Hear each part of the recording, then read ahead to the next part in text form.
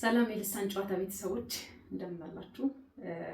ዛሬ ወቅቱን መሰረት አድርገን ክረምትና ሙዚቃ ላይ ልናወራ መተናል። በትርዬ አይን ምን ቃኝ ይሆናል። ለመልካም ቆይታ እንደሚኖረን ተስፋ አደርጋለሁ። ወቅቶችና ሙዚቃዎች ምንድነው የሚያገናኛቸው? መወራቱስ ምንድነው የሚጠቅም? ለመጫወት ብቻ ሳይሆን ጥቅሙስ ምንድነው? ከዛ በኋላ የሚለውንም እንትን ብናደርግ ለምን ሀሳቡ መጣልኝ መሰለሽ? አንድ ቀን የቤተክርስቲያን አባት ናቸውና በኦርቶዶክስ ቤተክርስቲያን አራት እንትን ይሄ ያሬዳዊ ዜማ ወቅቱን እንትን ያደረገ ነው፣ መሰረት ያደረገ ነው እና መጸው፣ ክረምት፣ በልግ በአራት ወቅት ተከፋፍሎ ነው ዜማው ራሱ ማለት ነው። ዜማው የሚዜመው ቅዳሴ ላይ ምናምን የሚባለው እና እሱ ዜማ ላይ አንድ አባት ትንታኔ ሲያደርጉ ሰማሁኝ ማለት ነው። እና አሁን ክረምት ገባ አይደለ? የክረምቱ ዜማን አሉልን። የሙዚቃዊ ፕሮግራማችን ላይ ነበረ። የክረምቱን ዜማ ነው ያሉልን። ይሄ ምንድነው ዝናብን እንትን ያደርጋል፣ አፕሪሺየት ያደርጋል መዝነብን፣ ምድር እንደዚህ እርጥበት እንትን ማድረጓን፣ ከዛ ከሞቃት ላይ መጥቶ አሁን ምድር ይሄ የመቀየር እንትኗ ራሱ ይሄ ኔቸሩ ራሱ የማድነቅ እንትን ነውና ነገሮች ሲደነቁ ጥሩ እንትን ይኖራል አይደል የሚባለው። ለሰው ለተፈጥሮም ኢቭን ለእግዚአብሔር ስታመሰግኝ ነው ሁሉም ነገር ጥሩ የሆነ የሚሄደው አይነት ነገር አለና ክረምትን የማመስገን፣ ዝናብን የማመስገን፣ ወቅትን የማመስገን ይመስለኛል ዜማው እንደዚህ አይነት ዜማ ማለት ነው። እና ከዛም አንፃር ደግሞ ክረምትና ምንድነው ወቅቶች ላይ ማድመጥ ያለብን ሙዚቃ፣ ወቅቶች ከሰው ልጆች ጋር ምንድነው ያላቸው ግንኙነት፣ በነዛ ወቅቶች ውስጥ ደግሞ ማድመጥ ያለብን ሙዚቃ ሆነ ብለሽ ስራዬ ብለሽ አሁን ወቅቱ ደርሷልና ብለሽ እንትን ላትይም ትችላለሽ። ግን አሁን ክረምት በጣም አፌክት ያደርጋል። ይሄ እንዴት ነው ቅዝቃዜን፣ ስትወጪ ስትገቢ ዝናብ ሊኖር ይችላል ምናምን ነገር፣ እነዛ ጉዳዮች ቆዳችን፣ ሰውነታችን ራሱ ቅዝቃዜን እንትን የማድረግ አቅሙ እነዛ እና አንዳንድ ሰዎች አስተውለሽ ከሆነ ክረምት የምር ዲፕሬስድ የሚያደርጋቸው ሰዎች አሉ። በቃ ክረምት ሲመጣ እንትናቸው ይሄ ውስጣቸው የሚቀየሩ ሰዎች አሉ እና ለእንደዛ አይነት ሰዎችም እኛም ቢሆን ይሄ ክረምት ብርድ ቅዝቃዜውን ለመቻል ማድመጥ ያለብን ሙዚቃዎች፣ ማድረግ ያለብን እንቅስቃሴዎች ላይ ትንሽ ቢወራ አትሊስት የሆነ ደስ የሚል እንትን አለው ብዬ ስላሰብኩኝ ነው። እና በጣም አሪፍ። እኔም ከንባብና ክረምት የሚለውን ከጨረሽ በኋላ አንዳንድ ነገሮች ማለት ፈልጋለሁ። እሺ ካቲ ክረምት ከምንድን ነው ተያይዞ ዝናብ ከመዝነብ ጋር ቅዝቃዜ ሰውነታችን እንትን ፍሪዝ የማድረግና ከዝናብ ላይ ስንገባ ሰውነታችን እንትን የማድረግ እንትን አለው አይደለ? ከዛ ትንሽ ዲባሴ አለው። ዲፕሬስድ የሚሆኑ ሰዎች አሉ። ከዛ ውጭ ግን አሁን እኔም ብሆን በዝናብ ስራ ወጥቼ ስገባ ምናምን የሆነ የሚሰማኝ ስሜት አለ። ቅዝቃዜ፣ በተለይ ቅዝቃዜን ለመቋቋም ሻይ ልንጠጣ እንችላለን፣ ትኩስ ነገሮች እንቅስቃሴዎች ልናደርግ እንችላለን። እና ሙዚቃ ላይ ምን አይነት ሙዚቃ ክረምት ላይ ብናደምጥ ጥሩ ነው የሚለውን ስናወራ አፕሊፍቲንግ አፕ ቤት የሚባሉ ሙዚቃዎች አሉ። ለምሳሌ ቤታቸው አፕ በጣም ሃይሊ እንትን የሚያደርግ ፈጣን የሆነ ሪትም ያላቸው ያ ፍጥነትን ብቻ ሳይሆን ፈርስት ቢት ላይ የሚጮህ የሚመታ እንዴት ነው ስትሮንግ ሪትሚክ ግሩቭ ያላቸው ሙዚቃዎች አሉ።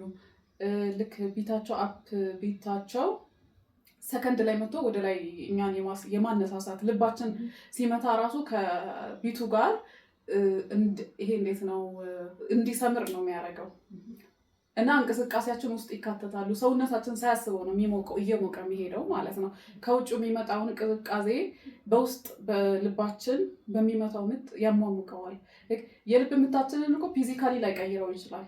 ግን አፕሊፍቲንግ ሙዚቃዎች በባህሪያቸው ስሜታችንን የማሞቅ አቅም አላቸው። ለምሳሌ ሮክ ሙዚቃዎች፣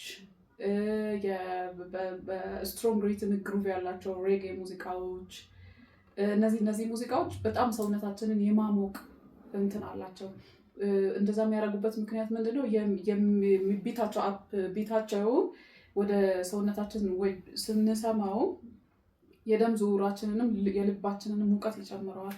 በዛ ምክንያት ሰውነታችን ይሞቀዋል። አንድ ከዛ ደግሞ ወደ ይዘቶቹ ስንመጣ ኖስታልጂክ የሆኑ ይዘቶች ያላቸው እነዚህ ናፍቆት ትዝታ ያላቸው ብዙ ጊዜ ትዝታ ናፍቆትን እናሰላስለዋለን በውስጣችን ማለት ነው ከውጭ ለሚመጣው ቅዝቃዜ ቦታ። ከዛ ደግሞ ሌላ አፕ ቢት ሙዚቃዎች ምንድነው የሚያደርጉት ሰውነታችንን ሳናስበው ስለሚያማሙቁ ለእንቅስቃሴ ጋብዙናል። ተነስተን ቤት ልናጸዳ እንችላለን፣ ኩክ ልናደርግ እንችላለን፣ የተለያዩ አክቲቪቲዎችን እንሰራለን በሙዚቃው ምክንያት ማለት ነው፣ በምናደምጣቸው ሙዚቃዎች ምክንያት እና ሰውነታችን ሳያስበው ይሞቃል። እንቅስቃሴያችን በጣም ፈጣን ይሆናል። ከውጭ የሚመጣው እንቅስቃሴ ከውስጣችን በሚነሳው እንትን እንቋቋማለን ማለት ነው።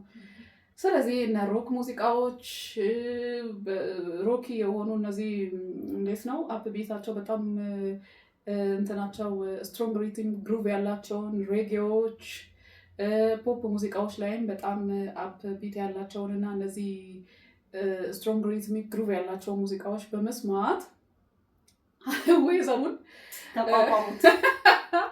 መቋቋም እንችላለን። አዎ በይዘቶችም ደግሞ እነዚህ ትዝታ ናፍቆትን የሚቀሰቅሱ ሙዚቃዎች አሉ። ይሄ ይመከር አይመከር መተከዝ ውስጥ እየከተትሽ ከዛ ክረምት ድባቴው ላይ ሲጨምር ከዛ በቃ በትዝታና በናፍቆት አስቡ ጭራሽ ዲፕረስድ ፊዚካሊ ከምንወስደው ነገር ሳይሆን ለምሳሌ በቅዝቃዜው ምንም ነገር ባታደርጊ ራስሽን ለማሞቅ ምንም አይነት እንቅስቃሴ ባታደርጊ ብለሽ አስቢና ትረሻዋለሽ ነው ይመስለኛል። አሁን ተኝተሽ አሁን ለምሳሌ እሺ በቅዝቃዜ በክረምቱ ተኝተሽ እግራቸውና እጃቸው ብዙ ጊዜ የሚቀዘቅዝባቸው ሰዎች አሉ። እኔም አሁን ይቀዘቅዝብኛል ክረምት ላይ ማለት ነው። አሁን ይሄን ነገር ለማድረግ ካልሲ ከማድረግም በላይ ሙዚቃን ማድመጥ ራሱ ያሞቃል ነው እኮ ሀሳቡ። ከውጭ የሚመጣውን ቅዝቃዜ እንድንቋቋም እሱ እኮ ልክ ነው። አሁን ቀደም ያልሻቸው አፕ ቢት ያላቸው እንደዚህ እነሱ ስታደምጪ ኢነርጃይዝ ትሆኛለሽ። ልክ በኤሌክትሪክ ንዝረት እንደመነካት እንትን ያደርግሻል አይደለ? ግን አሁን ትዝታና ናፍቆትን የሚጠሩ ዘፈኖች ካልን ግን የሆነ ወደ መታመን፣ ወደ ሀዘን፣ ወደ መብሰልሰል ውስጥ ስለምንገባ ከቅዝቃዜው ጋር አብሮ እንድንተኛ ያደርገን ወይስ በተቃራኒው ይሰራል? ያ ማለት ውስጥሽ ስትገቢና ትረሻዋለሽ። ያው ያስናፈቀሽን የተቀሰቀሰብሽን ነገር እያሰብሽ ስትሄጂ ዙሪያሽ ፊዚካል የሚሆን በምንም እየተከሰተ ያለውን ቅዝቃዜ ሙቀቱን ሁሉንም ረስተሽ እዛ ውስጥ ትገቢያለሽ በሚለው ሴንስ ነው። አዎ ውጭሽን አጠገብሽ ያለውን ነገር አካባቢሽን ረስተሽ ናፍቆት ለምሳሌ ማለት የናፍቆት ሙዚቃዎችን የትዝታ ሙዚቃ ኔጌቲቭ ኢምፓክት እኮ ላይኖራቸው ወይም ደግሞ በኔጌቲቭሊ ማትናፍቂው ነገር ከሆነ መናፈቅ የምትፈልጊው ነገር ከሆነ ለምሳሌ ሳትፈልጊያት ሙዚቃውን ስትሰሚ ግን በሙዚቃዊ ሜሎዲዎቹ ውስጥ ሪትሞቹ ውስጥ እዛ ውስጥ ትፈሻለሽ ነው አካባቢሽ ያለውን ነገር አብዛኛውን ቅዝቃዜውን ይመስለኛል። ይሄ ከኛም ሀገር ይልቅ በረዶ ሀገር ላይ ለሚኖሩ ሰዎች ደግሞ ሞር ይሰራል ብዬ አስባለሁ። እኛ ጋር እኮ ናፍቀን ነው የምናመጣው ይመስለኛል ክረምትን እኮ አይመስለኝም። 2 ወር አይደለች እንዴ ከ12 ወር ውስጥ ግን ሲመጣ ይዝሻል። አሁን ተነስተሽ ስራ መሄድ ከዛ እየዘነበ ነው መርጠቡ በራሱ ነጫንጫል። እኔ እንኳን እንደዛ አይደለሁም ግን እንትን ይልሻል መራበሹ ምናምን ይኖራል እና አለ በጣም አሪፍ። አሁን እንግዲህ ይቺን ሲዘን ወደ ንባብ እንመጣለን። ክረምት ላይ አሁን በሶሻል ሚዲያ የሚንቀሳቀሱ መረጃዎች ምናምን ስታይ ፖስት ይደረጋሉ ለክረምት የሚሆኑ ጥቆማዎች የመጽሐፍት ክረምት እንደገና እንደ ውስጥ አዋቂ እንደ ደራሲም ስናወራ በክረምት ነው መታተም የሚመረጠው ክረምት ሊገባ ስለምን በጋ ላይ ክረምት ላይ ይነበባል የሚል ማን እንደሰጠን አላውቅም። እንደዚህ አይነት ሰፊ እምነት አለ። ካየሽም ደግሞ ህትመቶች የሚበዙት ከሰኔ በኋላ ሙዚቃዎች ራሱ ባይዘ ክረምት ላይ ይበዛሉ። በአምና ክረምት ብቻ በጣም ብዙ አልበሞች ናቸው። የነ አዲስ ለገሰ የነ ፍቅር አዲስ በጣም ብዙ አልበሞች እንዲህ በገፍ ነው። አሁን ራሱ ክረምቱ ሊገባ ሲል እነ ነባ ማናት ቤቲ ሸረፈዲን አሁን ደግሞ አስቴር ድጋሚ ያወጣችው ስራዎች አስቢ እንግዲህ በክረምት ነው እንዳለ ስራዎች። እና አሁን ምንድን ነው እሺ ሙዚቃውን ስለማላውቀው ነገር አላውራም። መጽሐፉ ላይ ግን የሚጠብቀው ነፃ የሚሆን ነው ማን ነው ሚለው ነው። ማን ነው ለማን ነው ይሄን ጠብቀን የምናሳትምለት? ማን ነው በጋ ላይ ያላነበበው ሰውዬ በጋ ላይ ሳያነብ የመጣ አንባቢ ክረምት ላይ መምህራን ለምሳሌ የዩኒቨርሲቲ መምህርን ጨምሮ ታች ግሬድ ላይ የሚያስተምሩ መምህራን በሙሉ ክረምት ላይ እረፍት ላይ ናቸው ምልሽ ያው የራሳቸው ስራ እንዳለ ሆኖ ግን የቅጥር ስራዎች አብዛኛውን ጊዜ ክረምት ላይ ዝግ ናቸው። ተማሪዎች ደግሞ ከታች እስከ ዩኒቨርሲቲ ያሉት ካምፓስ ተማሪዎችም እናውጣቸው ከዚህ ውስጥ እነሱ ተማሪዎችን እናውጣቸውና አስተማሪው ሆነ ሌላው ሰራተኛ ይዘጋለታል። ክረምት ላይ የሚባለው ሰራተኛ በጋ ላይ እያነበበ አንድ ገጽ እኮ በቀን ሊሆን ይችላል 3 ገጽ 4 ገጽ ሊሆን ይችላል እያነበበ ያልመጣ አሁን ንባብ ቀላል ነገር አይደለም። ስልክሽ አለ እጅሽ ላይ እና ዝም ብለሽ የምትጎረጉሪው ነገር ነው። ይዞሽ ይጣፋል። ሙዚቃ አለ ይዞሽ ይጣፋል። ምንም እንትን አያስፈልግሽም። ግን መጽሐፍ ማንበብ እንደዛ ቀላል አይደለም። እንደ ኦፒኒየን ንገሪኝ አንቺ የሚሰማሽንም። እኔ አይዋጥልኝም። ክረምት ሲደርስ ስለዚህ መጽሐፍ አንብቡ መጽሐፍ የሚያነብ ሰው ይመጣል ምናምን አይታይም። በጋ ሲያነብ ያልመጣ ሰው ክረምት ላይ አይመጣም። ግን አሁን እንዳንቺ ሆኜ ማውራት ብችል ላይክ እንዴት መሰለሽ እንዳንቺ ሆኜ ማሰብ ብችል አንቺ የሙሉ ጊዜ አንባቢም ጸሐፊም ላይክ እንዴት ነው አንቺ ፍላጎትም ፍቅርሽም ታለንትሽም ብዙ ነገርሽ ያለው እዛው ጋር ነው። አንቺ ሁሉ ጊዜም ከመጽሐፎች ጋር እና ከጽሁፍ ጋር ታሳልፊያለሽ። ሞር ኦፍ ከሌላ ነገር ይልቅ ከኢንተርኔት እና ይሄ ሶሻል ሚዲያ ከሚወስደው ነገር ይልቅ አንቺ ከመጽሐፎችሽ እና ከጽሁፎችሽ ጋር ነው የምታሳልፊው። አንድ አንቺ ቦታ ላይ ሆኜ ሳስበው ይሄ ጥቆማ እንደው ዝም ብሎ ለታይታ ኦር ጀስት አላር ለማለት የተባለም ይመስላል። ግን ክረምትን ኖርማሊ የምናስበው ከማረፍ ጋር አይምሯችን ስለቀረጸው ይመስለኛል። ሁሉም ሰው እኮ ላያርፍ ይችላል። እኔ አላርፍም። ለምሳሌ ብዙ ሰው አያርፍም። ግን ከማረፍ ጋር አያይዘው ነው አይምሯችን የሚያስበው እና ለክረምቱም ይሄ ለቅዝቃዜውም ለአየር ለውጡም ለዛ ጉዳይም ይመስለኛል። ግን የሚያርፉ ሰዎችም አሉ ክረምት ላይ። አሁን ለምሳሌ እኔ ተማሪ ያለው እንዳለ ክረምት ላይ ነበር ማነበው። ስቲል አሁን የመጀመሪያ ዲግሪ ተማሪ ሆኜ የሚገርምሽ ነገር አንድ ክረምት ላይ በጣም በገፍ ብዙ መጽሐፍ አንብቤ አውቃለሁ።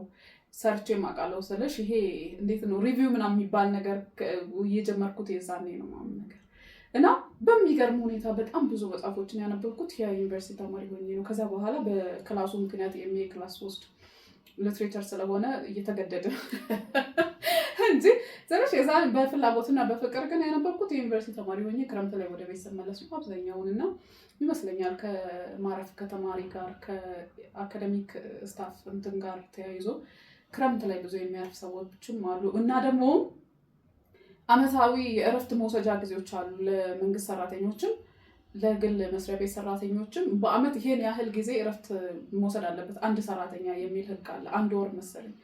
እሱን ብዙ ጊዜ ብዙ ሰራተኛ ክረምት ላይ ነው የሚመርጠው። ወይ ሐምሌ ላይ ወይ ነሐሴ ላይ ይመርጣታል። ወይ በዓል ሰሞን ላይ ወይ ወደ እንቁጣጣሽ ልክ ሲመጣ ነው ነገር እንዲህ ሌላኛው አመት ሊጀመር መሀል ላይ ባለው ጋፕ ላይ ነው። አዲስ አመት ሊጀመር መሀል ላይ በክረምት ባለችው ጋፕ ላይ ነው ብዙ ጊዜ ሰው እረፍት የሚወስደው። ያቺን 1 ወር እረፍቱን የሚጠቀመው ክረምት ላይ አይነት ነገር የሚፈቀድላቸውም አብዛኛውን ጊዜ ለምን እንደሆነ አላውቅም ክረምት ሊመጣ አካባቢ ነውና የሰው አይምሮ ውስጥ ያለው ሰው ክረምት ላይ ትንሽ ያርፋል። አየር ሁኔታውም ቅዝቃዜውም ውጭ ብዙ ስለማያስወጣው ቤት ውስጥ የማሳለፍ እንትኑ በጣም ከፍተኛ ነው። ስለዚህ ያርፋል። የሚነበቡትንም ፊልምም ሙዚቃም እዛ ላይ ትኩረት ያደርጋል፣ ይሰማል፣ ያደምጣል፣ ያነባል ብሎ ተብሎ ይመስለኛል። እንግዲህ በዚህ ሀሳብ እንወያይበት። እኔ ታርጌ ነው የተውኩት ግን አይዋጥልኝም። እንደኔ እናመሰግናለን። ያ ከዛ ደግሞ አሁን በቅርቡ በጣም ብዙ አልበሞች ወጥተዋል። ከዛ ብዙ ብዛታቸው ብቻ ሳይሆን በጣም በተለያዩ ዣንራዎች ነባና አሁን መውሰድ እንችላለን። በሬጌ ላይ ነው ብዙ የሚሰራው። የድምፁ ቶንም ሬጌ ላይ ነው። ቤቲ ሸረፈዲን የፖፕ ሙዚቃ ላይ ብዙ የአንድ አልበም ወደ 11 ወር እንደዛ ይመስለኛል አውጥታለች። አስቱም እንግዲህ ሌጀንዳችን በድጋሚ የሰራችውን ስራ አውጥታለች። ደራሲዎቻችንም በጣም ብዙ መጽሐፎችን እያወጡ ነው። የአዳም ተጠባቂው መጽሐፍ መዝሙረ ሄላም እሱም በክረምት ይወጣል ብለን እናስባለን። እና እናንተስ ጥቆማችሁ ሀሳባችሁ ምንድነው? ሰጀስት የሚደረገው ሶሻል ሚዲያ ላይ የሚታየው ነገር ሙዚቃውም እንደዚህ በገፍ ክረምት ላይ መውጣቱ፣ መጽሐፎች በክረምት በጣም በገፍ መታተማቸው፣ በክረምት ይነበባል ተብሎ ማሰቡና እንዲህ አንብቡ ተብሎ ሀሳብ መሰጠቱ ላይ ምንድነው ሀሳባችሁ? እና እንድንወያይበት እና እናመሰግናለን።